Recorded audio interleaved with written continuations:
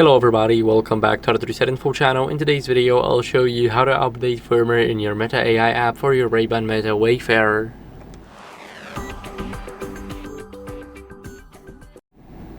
First, what you guys want to do is go over and click the gear icon on your Wayfarers in the META AI app. We're going to tap on updates, and here, as you guys can see, we want to make sure that we turn on automatic updates. Now we want to click check, and it is checking for the latest firmware update.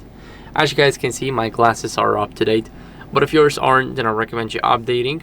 This is very important so that your glasses are not outdated with any old glitches on them. We want to make sure that every time that we use them, they're on the latest version, and that's basically how you guys can easily check and update your firmware in the META AI app.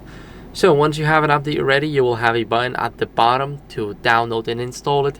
The update takes around from 5 to 10 minutes tops, and everything will work just fine after the update. So that's it for the video. I hope it was helpful. If it was, then leave a like, subscription, and a comment, and I'll see you in the next one. Bye.